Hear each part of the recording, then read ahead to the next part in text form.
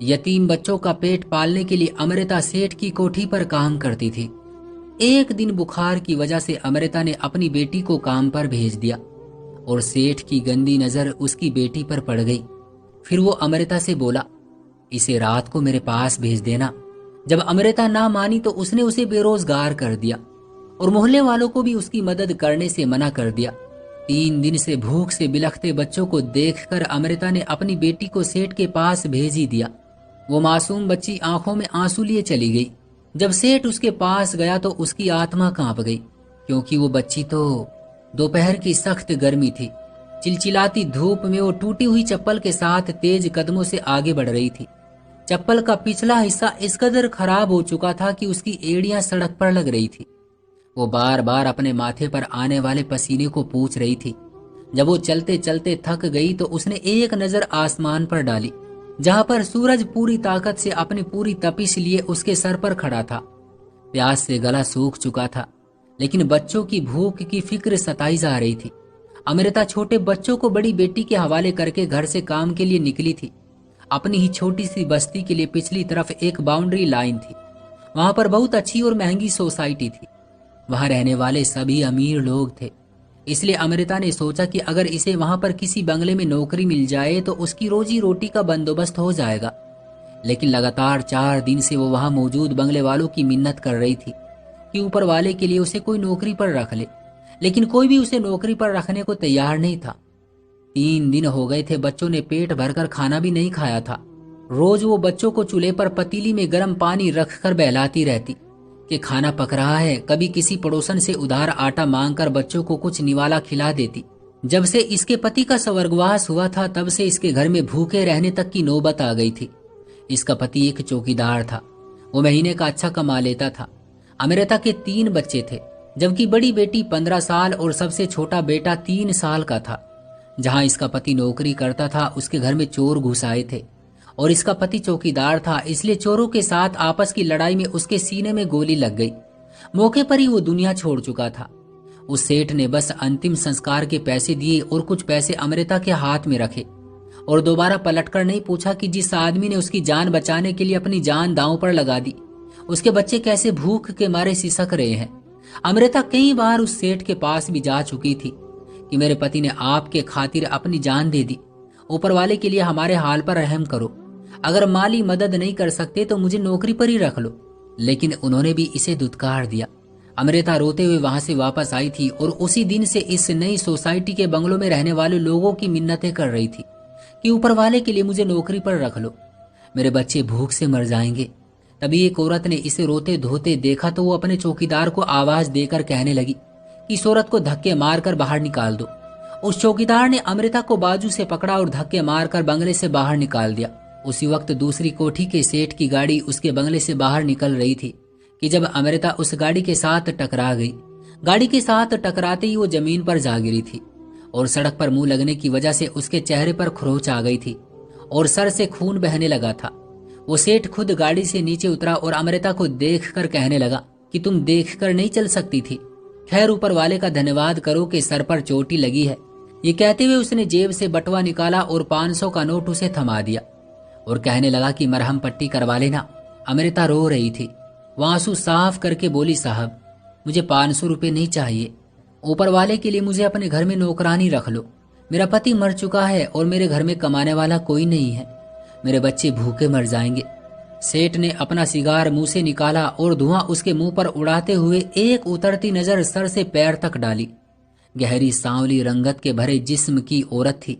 उसे नापसंदीदा नजरों से देखा और फिर चौकीदार से कहने लगा, इस औरत को घर की सफाई के काम पर रख लो।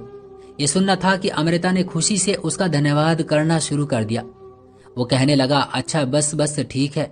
फिर उसने बटुए से 2000 का नोट और निकाल दिया और कहने लगा, ये अपने घर ले जाओ, थोड़ा बहुत अपने घर में राशन डाल लो, सैलरी मैं तुम्हें महीने के आखिर में दूंगा। लेकिन एक बात याद रखना कि मुझे छुट्टी नहीं चाहिए, मैं तुम्हें एक दिन की भी छुट्टी नहीं दूंगा। अगर तुमने छुट्टी की तो समझना कि अगले दिन तुम्हारी नौकरी गई। अमृता जल्दी से मान गई। फिर उसने अपने चौकीदार से कहा कि घर में कुछ बासी खाना हो तो इस औरत को दे देना। ये कहकर वो अपनी गाड़ी में बैठकर चला गया। चौकीदार ने अमृता को बंगले के अंदर बुलाया। पहले तो उसने कहा कि अपनी मरहम पट्टी कर लो, फिर मैं तुम्हें काम बता देता हूँ। तुम्हारी किस्मत अच्छी है, आज ही नौकरानी छुट्टी करके गई है और साहब ने उसकी पक्की छुट्टी कर दी और तुम्हें रख लिया। मेरा साहब काम में कोताही बिल्कुल भी पसंद नहीं करता। चौकीदार ने उसे बहुत सख्त लहजे में ये कहा था। अमृता ने दुपट्टे के कोने से थोड़ा सा दुपट्टा फाड़ा और अपने सर पर बांध लिया। चौकीदार उसे समझाकर दोबारा से अपनी ड्यूटी पर चला गया।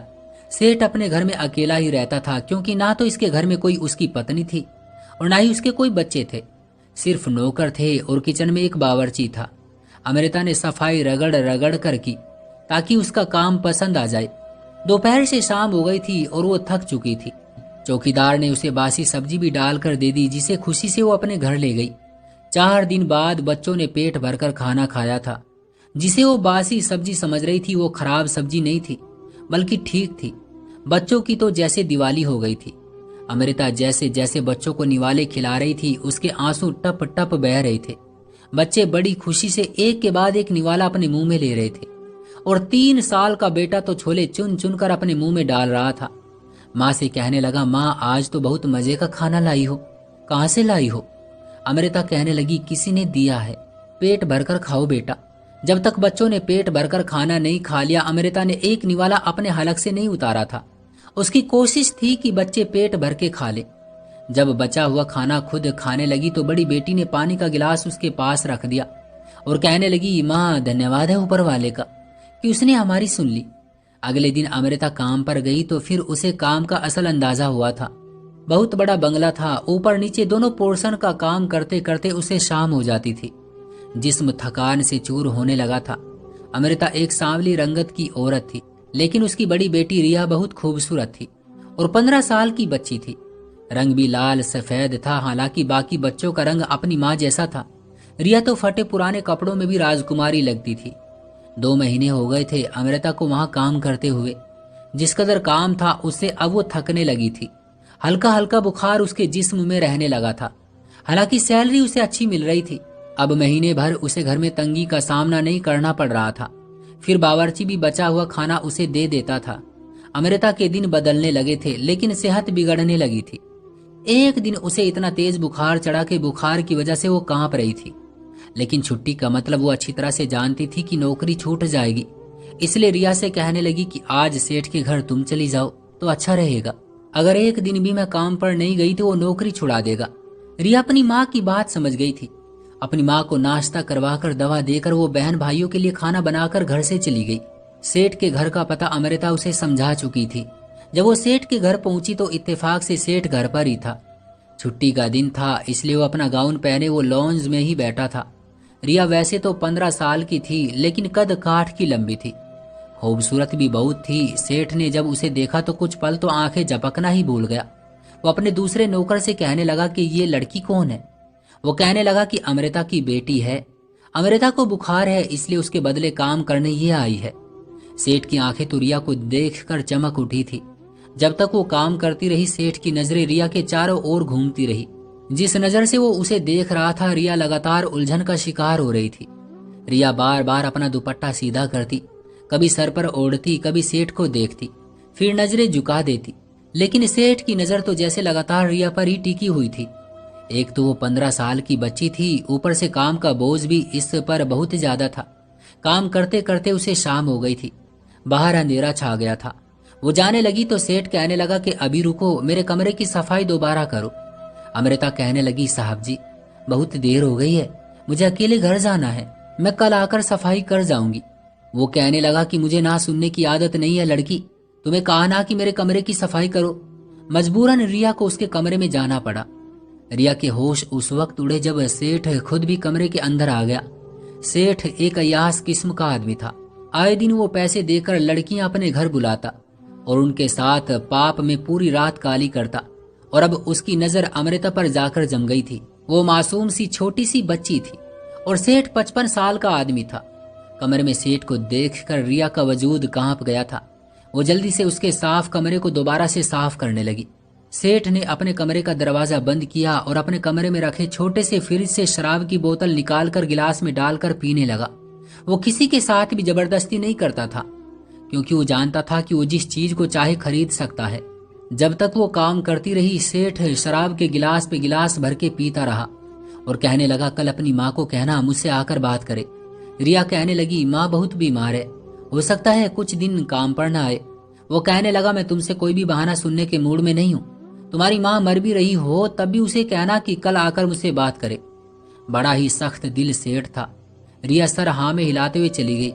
घर पहुंची तो अमृता की तबीयत पहले से काफी बेहतर थी। उसने सेठ का संदेश अमृता को दे दिया। लेकिन जब अगले दिन अमृता सेठ के पास गई तो जो बात सेठ ने उसे कही वो सुनकर तो अमृता के होश उड़ गए थे। सेठ कहने लगा कि तुम्हारी बेटी मेरी आंखों को भा गई है, इसलिए मैं चाहता हूं कि आज रात के लिए तुम अपनी बेटी मेरे हवाले कर दो। सेठ ने सिगार मुंह से निकालकर ये शब्द बोला। उसके लबों पर अजीब सी मुस्कुराहट थी। उसने धुआं अमृता के चेहरे की तरफ उड़ाया था। सेठ के मुंह से ये बात सुनकर अमृता का तो वजूद कांप कर रह गया था। वो बेयकीनी से सेठ को देखने लगी और बोली, साहब जी, आपके कहने का मतलब क्या है? मैं अपनी बच्ची को क्यों भेजूं?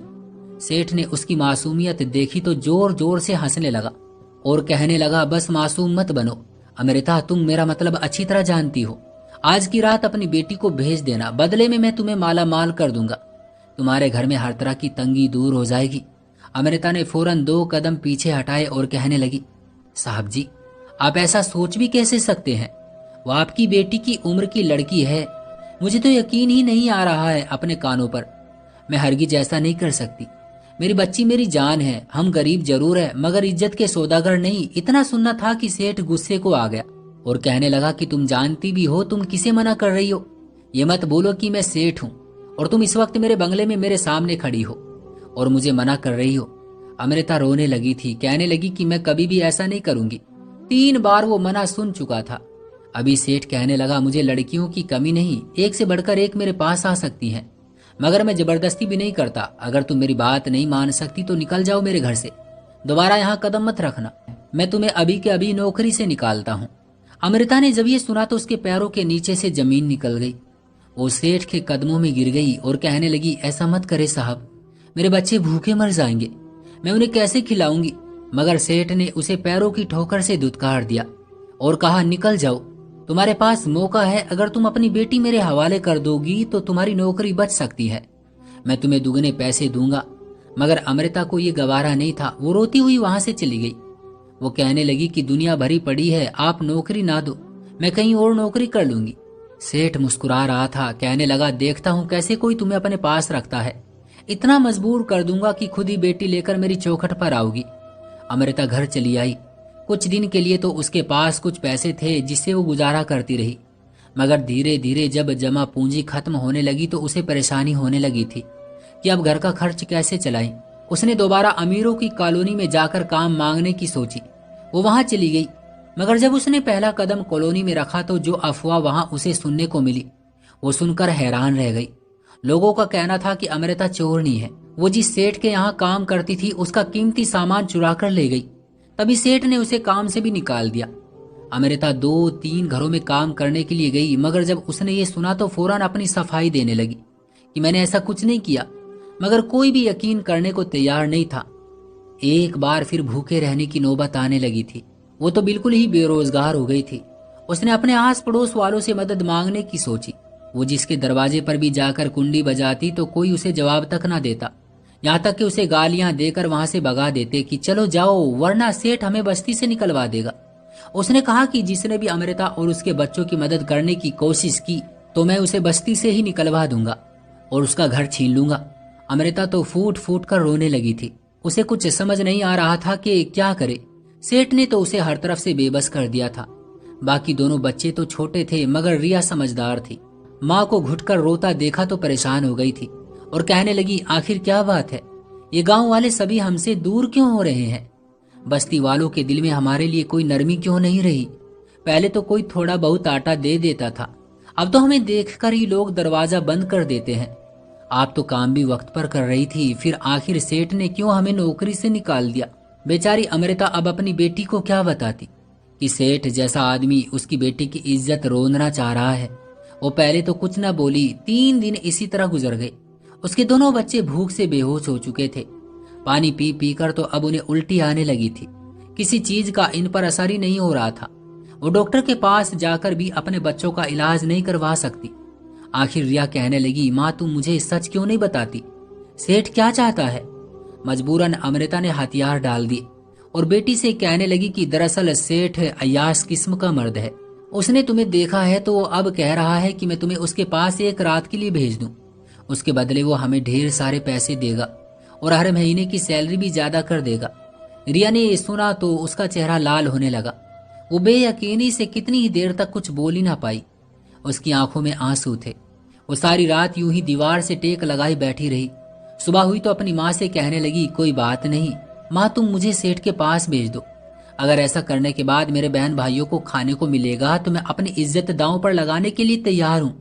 अमृता ने यह सुना तो बेटी को सीने से लगाकर फूट फूट कर रोने लगी। उस वक्त उसके सब तरह के एहसास खत्म हो चुके थे। सिर्फ भूख थी जो उन्हें पल पल तड़पा रही थी। दिल पर पत्थर रखकर मजबूर अमृता को मानना पड़ा और वो अपनी बेटी को साथ लेकर सेठ के यहाँ जाने लगी। उसकी आंखों से आंसू बह रहे थे, कदमों के साथ जैसे पत्थर बंध चुके थे, मगर उसके बावजूद वो रोती हुई रिया को साथ लेकर सेठ के यहाँ जाने लगी। सेठ के दरवाजे पर पहुंची तो चौकीदार दोनों माँ बेटी को देखकर हैरान रह गया। चौकीदार ने फौरन सेठ को फोन करके बताया तो सेठ आधे घंटे बाद ही अपनी बड़ी सी गाड़ी में वहां पहुंच गया। दोनों माँ बेटी गेट पर ही खड़ी थी। उन्हें देखकर सेठ के चेहरे पर एक शैतानी मुस्कुराहट फैली।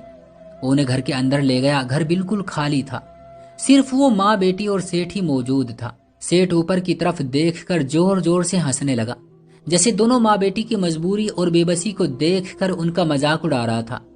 रिया तो डर के मारे अपनी माँ का बाजू पकड़कर रोने लगी। वो तो सेठ को देखकर सहम चुकी थी, जबकि अमृता अपना सूखा हुआ हलक गीला कर रही थी।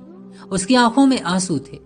उसने अपनी बेटी से अपना हाथ छुड़वाया और सेठ की तरफ कर दिया और कहने लगी, ये मत समझना साहब कि मैं अपनी मर्जी और खुशी से इसे यहाँ लेकर आई हूँ।